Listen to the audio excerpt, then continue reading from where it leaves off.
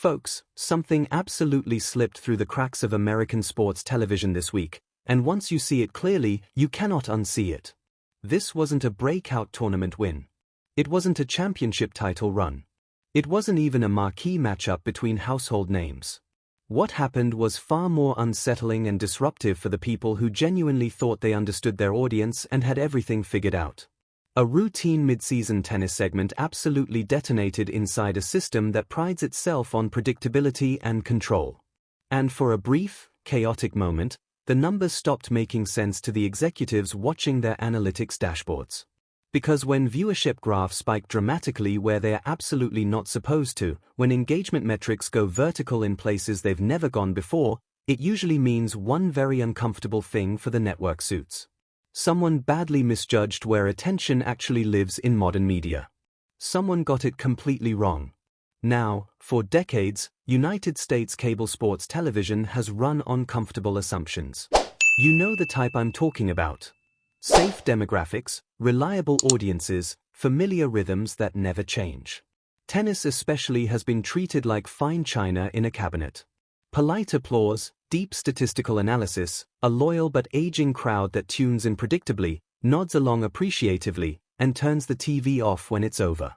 The Tennis Channel was literally built for that comfortable world. A network piped into roughly 60 million American homes, specifically designed to serve a niche audience that values tradition over chaos and maintains predictable viewing habits. And then out of absolutely nowhere, chaos showed up anyway and kicked the door down. Analytics teams working late noticed it first. A strange surge tied to a segment that wasn't supposed to surge at all. No final match, no legendary rivalry, no American superstar chasing history or breaking records. Just a short feature profile about a young player climbing the rankings. On paper, looking at all the traditional metrics, it should have come and gone like hundreds of similar segments before it, generating modest but respectable viewership. Instead, engagement absolutely exploded beyond all projections. Clips were ripped directly from broadcasts, reposted across platforms, remixed with music, and blasted across social media at a velocity that simply doesn't happen by accident or organic growth. Executives weren't celebrating this unexpected windfall. They were genuinely confused because this wasn't how their carefully studied audience behaved. Their models didn't predict this. Their demographic data didn't explain this. And that's when it became crystal clear to anyone paying attention. This wasn't their audience at all. This was someone else's audience that American sports media had completely failed to recognize existed. The spark was a 20-year-old left-handed tennis player from Quezon City in the Philippines. Alexandra Ela. Not a household name in the United States. Not marketed as a savior of the sport. Not wrapped in decades of carefully constructed hype. She wasn't pushed as the future of tennis. She wasn't even pushed as the present.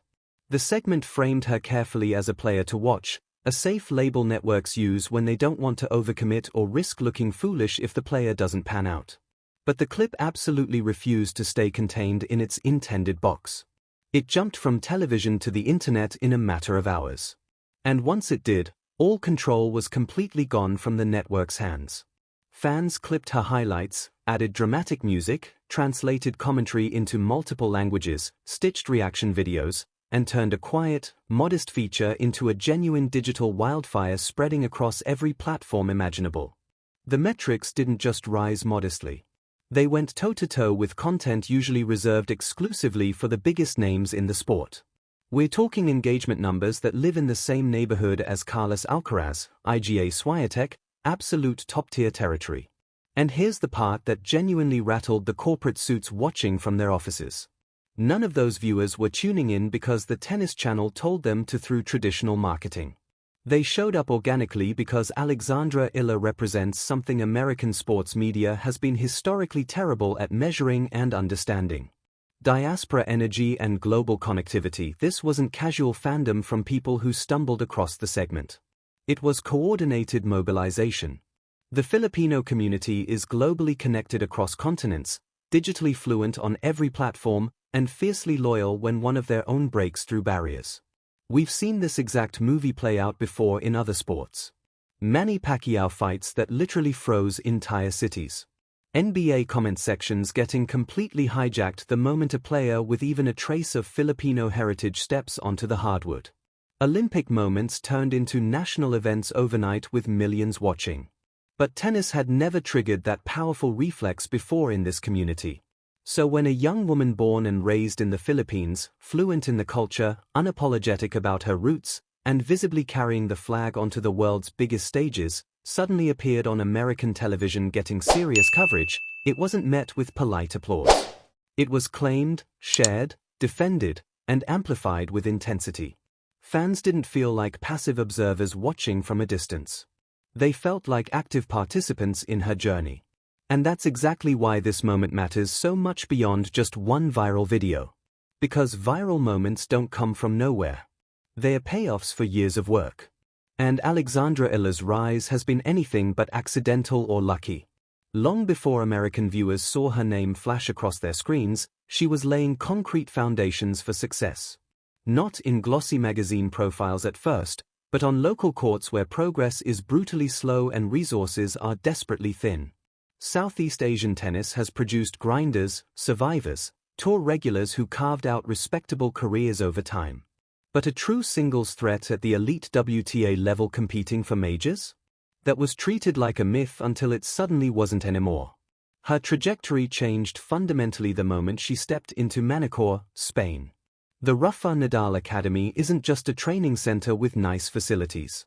It's a pressure cooker designed to forge champions. It doesn't teach flash or style. It teaches refusal. Refusal to quit on points. Refusal to accept being outworked. Refusal to mentally disappear when momentum swings against you.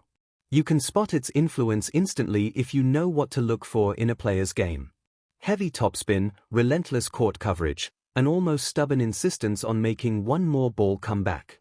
Ela absorbed that philosophy early during her formative years. She's spoken publicly about hitting sessions with Nadal himself. Moments that sound surreal until you realize how deliberate that environment is about exposure to greatness. On the main professional tour, heart alone gets you eaten alive. So her game evolved systematically. The left-handed forehand became a genuine weapon instead of just a rally tool.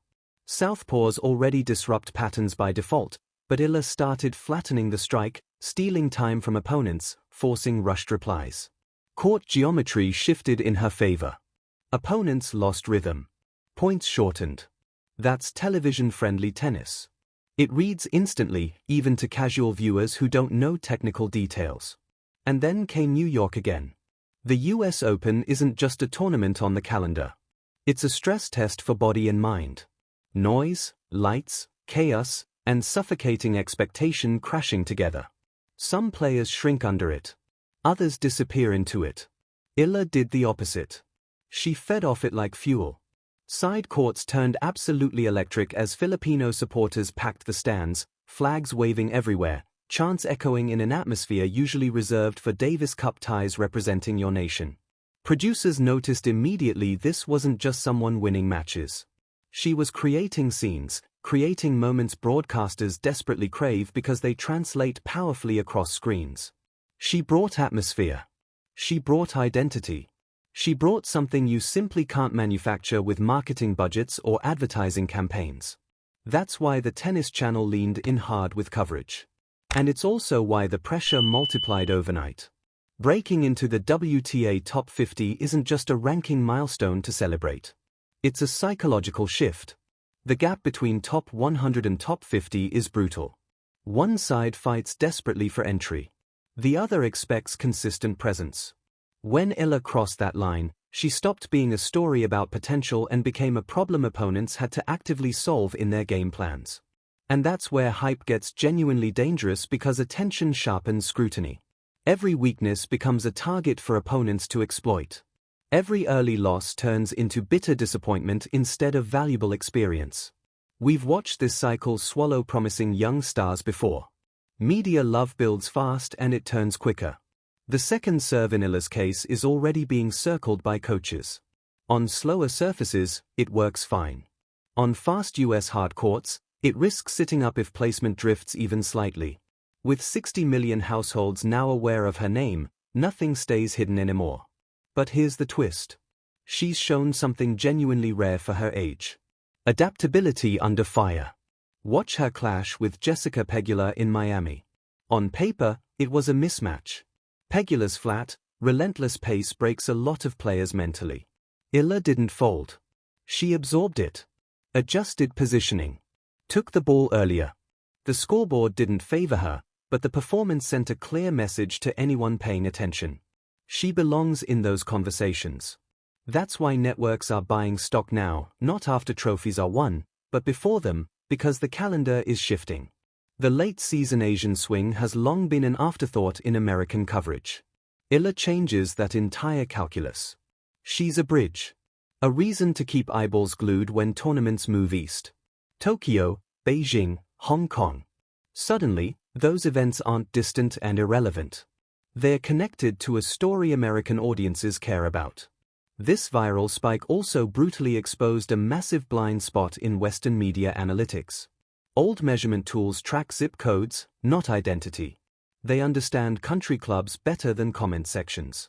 They completely missed the digital synchronization of a globally connected community waiting desperately for representation. When the surge hit, it probably looked artificial to algorithms. Too sudden, too unified. But it wasn't bots. It was nurses in New Jersey, engineers in California, students in Texas, all watching because for once, someone who looked like them wasn't a footnote on American sports TV. That's power, and it converts directly to money. Sponsorship follows attention. Ela already wears the Nike swoosh. US exposure unlocks an entirely new tier of branding opportunities. If she validates this momentum with a trophy in 2026, even a smaller title or a deep Grand Slam run, she doesn't just rise in rankings. She crosses into pop culture territory. So here's what I need from you right now. If this breakdown opened your eyes to what's really happening, smash that subscribe button. Drop a comment telling me if you think Alexandra Ela can break into the top 20 this year. Hit that like button if you want more deep dives exposing what mainstream media misses. This isn't a flash. It's a baseline. And we're covering every